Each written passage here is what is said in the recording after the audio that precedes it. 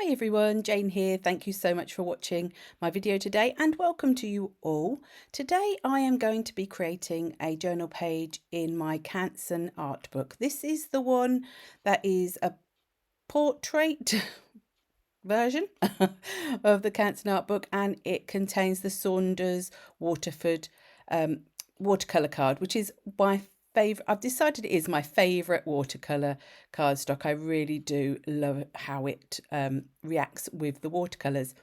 Now, I was in one of those moods where I wanted to have a play around and I wanted to play with my watercolors. Now, to start with, I thought, what shall I do? Shall I use some autumnal colors? But I've done quite a bit of that lately. So I thought, no, I'm going to go for something a little bit different.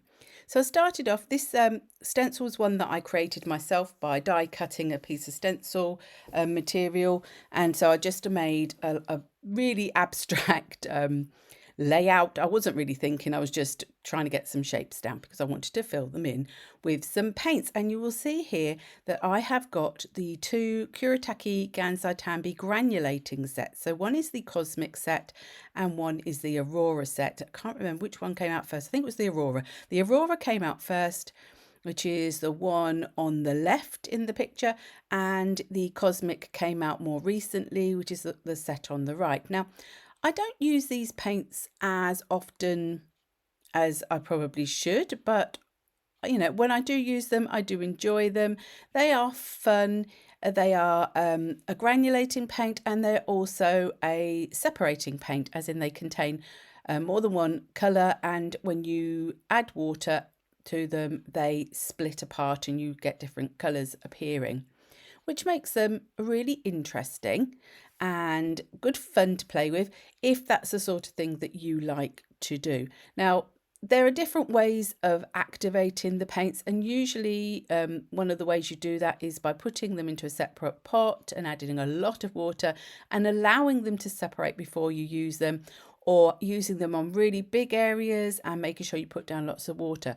Now, for this project, I wasn't doing those things. I just wanted to have a play with the colours as is, because sometimes you don't want to be spending time mixing lots of water in with them. So what I did was I did add water onto the page. Now this is 100% cotton watercolor paper, so it's and it's cold pressed, so it's got a bit of texture, which is ideal for these sorts of paints. So I added the water on first. I added a fair amount of water into the spaces, and then I wanted to play around also with mixing the colors a little bit, not mixing them entirely, but putting two different colors within each shape from the different sets. Now, as I was working, I wasn't really thinking. This whole project was another one of those where I was just going with the flow. I was just having fun, getting the colours down. Sometimes I just really have an urge to play with my mediums, and that was what this day was about.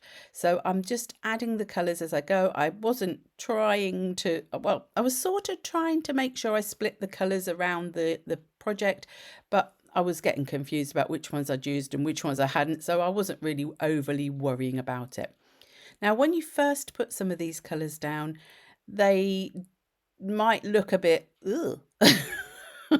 But particularly, I would have said the Cosmic, I think it's the Cosmic Olive. It's looks a bit dull and muddy when you first put it down, but actually it does split in into some lovely different colors, and once it dries you get the proper effect. So don't judge a paint by its initial application. Give it a chance to dry and see what happens, and if you don't like it, then you can always cover it up with something else, because to be fair, later on in the project, I do a little bit of covering up of some of these colours because I wanted to move on to do something else. And that's a part of art journaling for me, is just going with the flow, going with how you feel, adapting to each layer. So you don't have to have everything visible at every stage.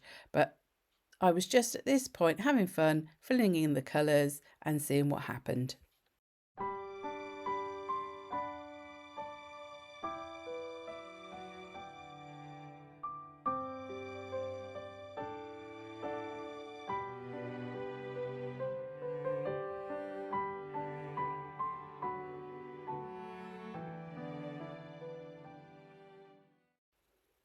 I allowed the paint to dry by itself.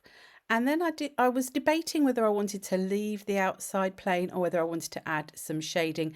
And as is nearly always the case, I went with the shading.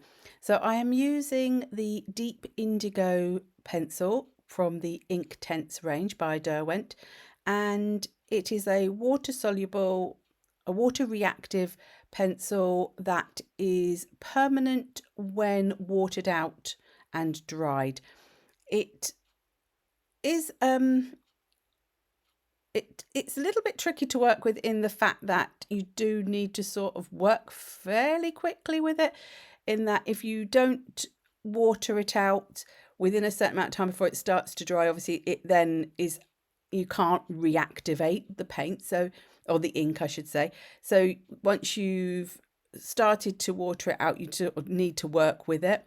But I find that if you find, like I was finding as I was doing this, that I was ending up with really, really overly dark lines around the edges, and I wasn't happy with how it was looking.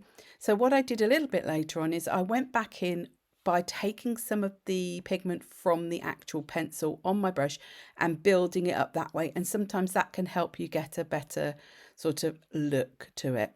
So I will leave this section in.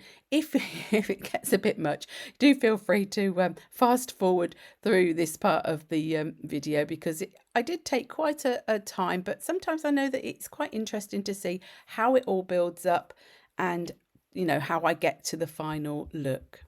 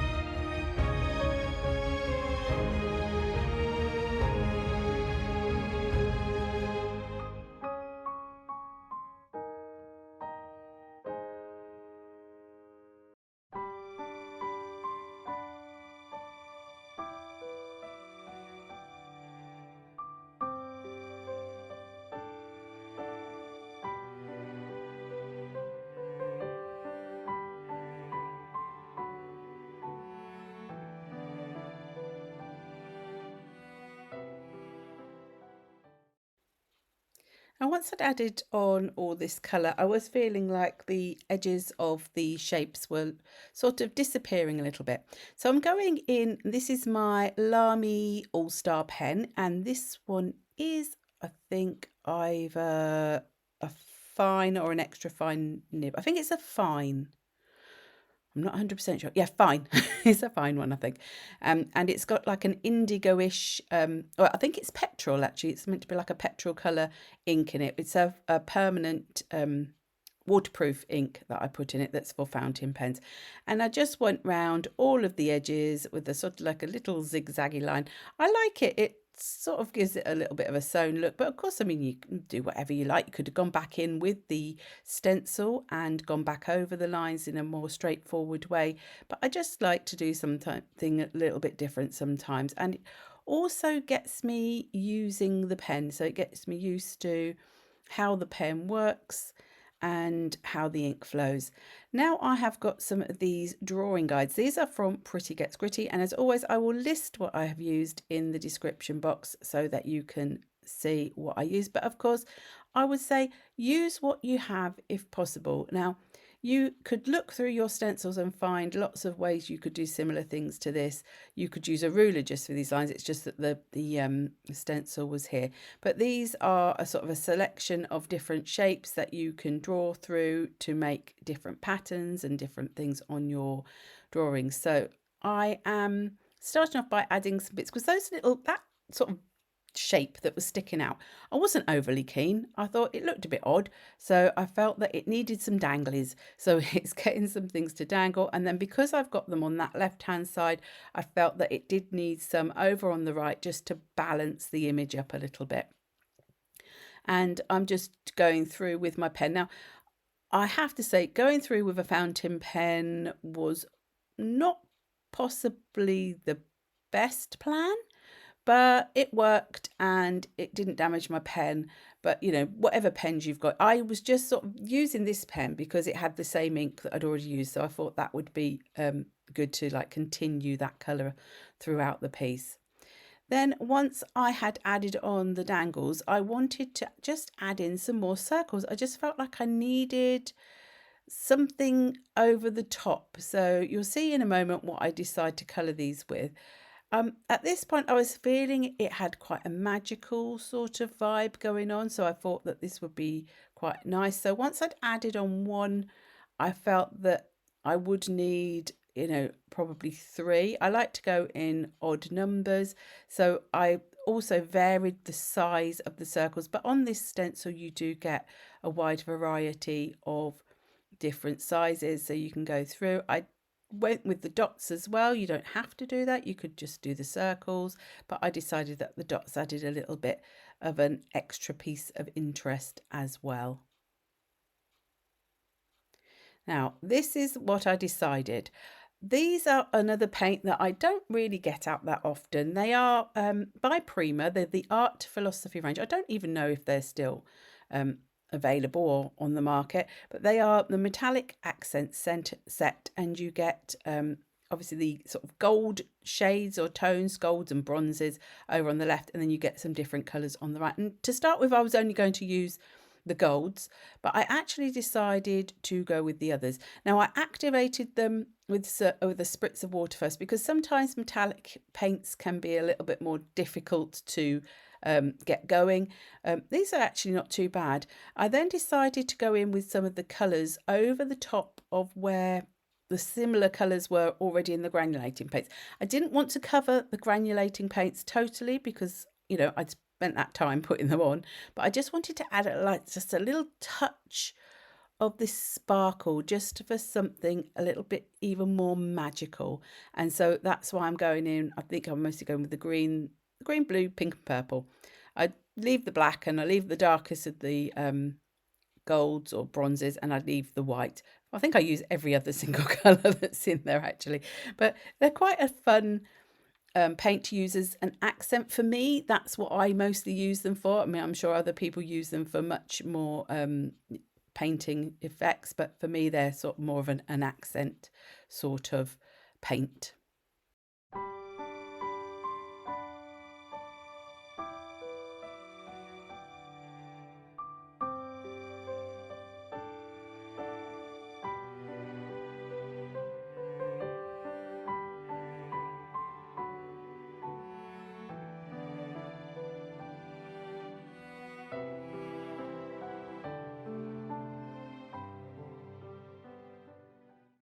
Now, when I first started this project, I wasn't intending to add any collage at all, but as it worked its way on, I thought I think this needs some sort of fairy. It ended up I didn't actually keep the wings on the fairy. I decided I preferred her as the little girl. But I took this from the Fairies in Bloom book by Maremi, and I just got this little girl. I only wanted a smallish image, but because she only had the top part of her body, I felt that she did need something to have over the top. So I went with a flower that sort of went with it. I didn't want too much on here. This was literally just what I wanted. It's a little tiny bit. And I decided not to shade around her because I felt that she didn't really need it. But I wanted to tie her in to the background. And because I had so much of the like the granulation and the sparkle, I decided to go with more of a matte look for the paint. I've got my Amsterdam little acrylic paint, and this colour is Persian Rose.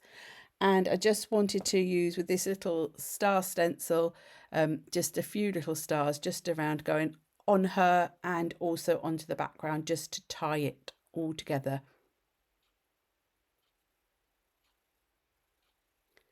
Then I've got my Copic Acreas in gold and white, and I just wanted to add a little bit more gold into each of the shapes, just as a little highlight. So my favourite thing to do is just dots and a line. It's I sometimes feel I should do something different, but actually, if you like doing something, I say just keep on doing it. If it makes you happy, then it makes you happy. So I just keep on doing it. And as well as those gold accents, I then went in also with my white pen to add some highlights to the collage image. So I just add a little bit of highlight into the flower and onto the little girl's sort of face and hair. I mean, she was a fairy, now she's just a little girl. And then every time I do anything sort of magical or autumnal, or anything, I always feel it just does need just a little bit of splashes of white. And so I'm decided just to use the pen to do that. And then finally, I found this sentiment from Lemon Creation, Go Where the Stars Take You, which I thought was just perfect for the sort of the vibe and the fact that I'd put the stars on, and it just went so well with this page. And I've just gluing that on with some Cosmic Shimmer glue. So thank you ever so much for watching today. If you have enjoyed this video, do please give it a thumbs up. And if you haven't already subscribed, do please consider hitting that subscribe button. At the end of the video, you will also see a list of all my lovely members who are my super supporters. And if you're interested in finding out more about that, I will link some information in the description box below. And then until the next time, thank you very much and bye-bye.